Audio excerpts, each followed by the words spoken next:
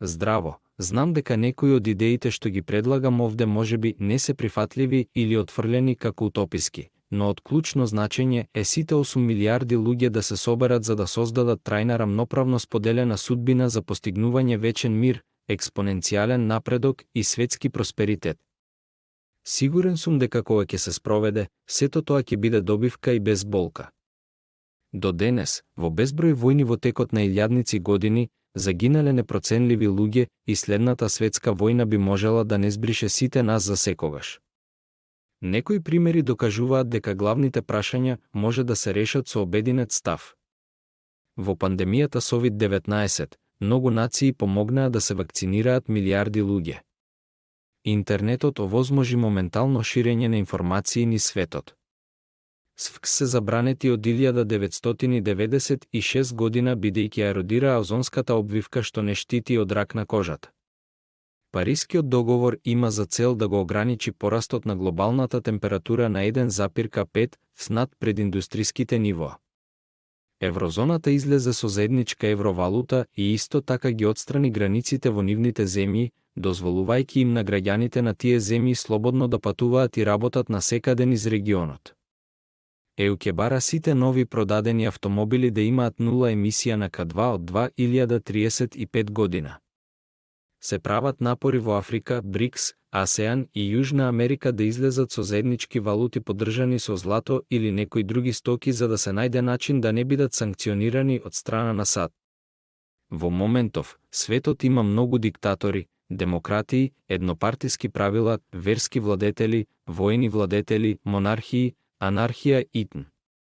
Присутна е религијата итн, политичките партии без да се грижат за финансиската отчетност, најмногу се стремат да победат на следните избори и на тој начин ветуваат гратис што ќе доведе до економски пад.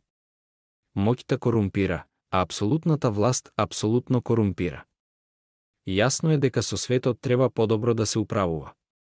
Решението за повеќето неволји со кои се соочува светот е да се создаде рај на земјата. Рајот ќе биде унија на земји што ќе ги покрива сите земји до 2050 година, свет без граници, војни или војски.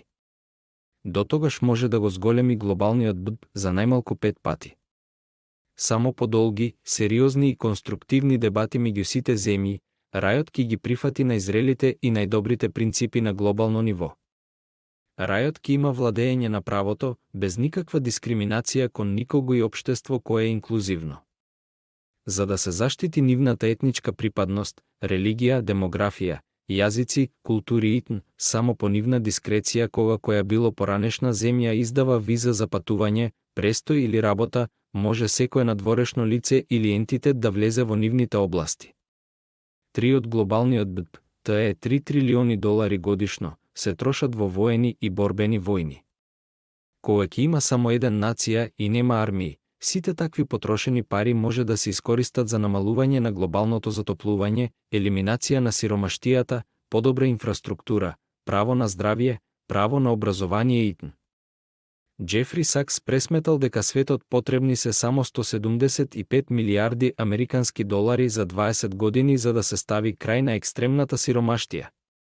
Сите валути се фиат и затоа излегов со детално решение за глобална дигитална валута заснована на големината на БД на секоја земја која може да ја креира само банката ГИЦ. Колку е поголем БД, толку повеќе ќе бидат тие што ќе ги добие земјата. ЕПК излезе со многу детални решенија за глобалното затоплување. 10 од светската популација живее со помалку од $2 дневно, а 50 од населението нема никакви социјални бенефиции.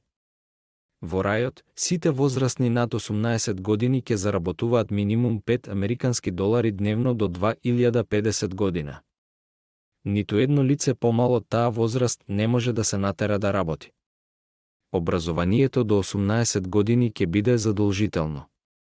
Храната и медикер ќе им се даваат бесплатно на сиромашните деца и на оние над 65 годишна возраст. Заканата од неодговорна вештачка интелигенција ќе биде елиминирана. Природните катастрофи како земјотреси, епидемии итн. ќе имаат глобална сила за брзо дејствување.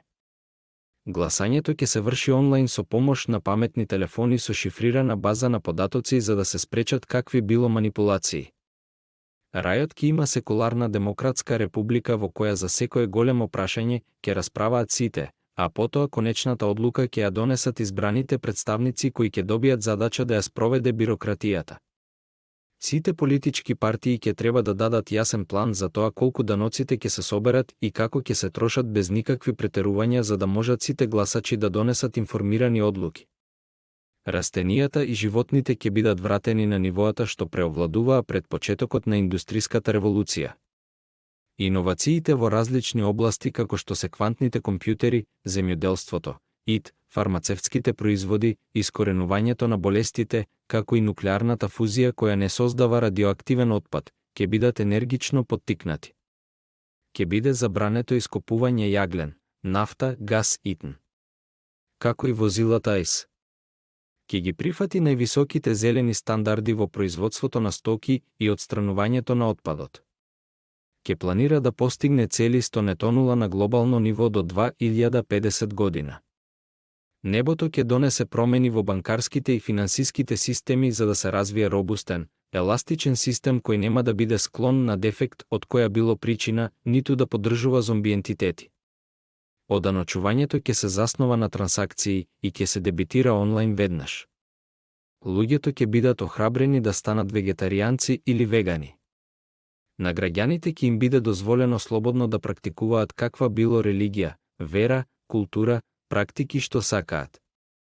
Ниту еден граѓанин, ниту полиција нема да смеат да чуваат оружје што може да убие. Иако нема да има војска, некои поранешни земји можат да продолжат да имаат гранични безбедносни сили со пластични куршуми, тајзери, солзавец итн.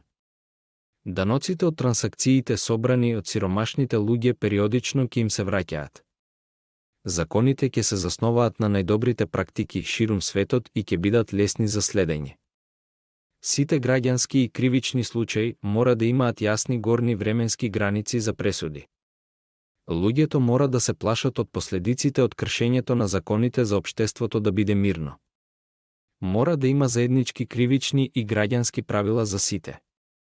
Светската популација надмина 8 милиарди, 8 пати зголемена за 200 години, што му нанесе масовно оптоварување на екосистемот. Така, ќе бидат дозволени максимум 2 деца по пар. Државниот долг на САД надмина 32 трилиони долари. Конкурентниот популизам меѓу републиканците и демократите е многу тежок, исто како и во Индија и други такви земји, бидејќи и двете партии не сакаат да ги зголемат даноците и да продолжат да даваат бесплатни на своите граѓани за да победат на следните избори.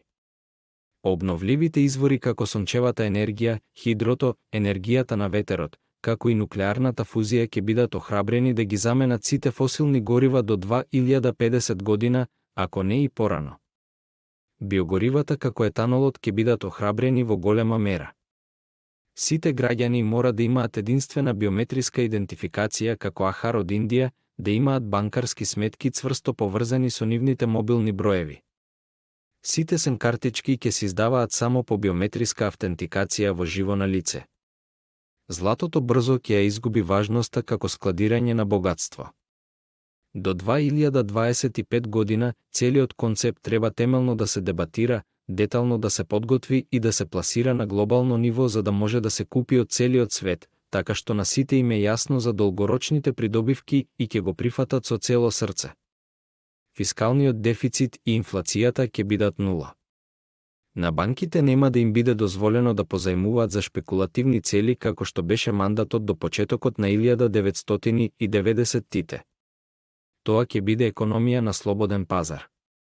Слободно пишете ми во случај на било какво прашање. Ве молиме споделете го видеото со сите ваши социјални контакти. Ви благодариме што го поштедивте вашето драгоцено време поминувајќи низ концептот на рај на земјата.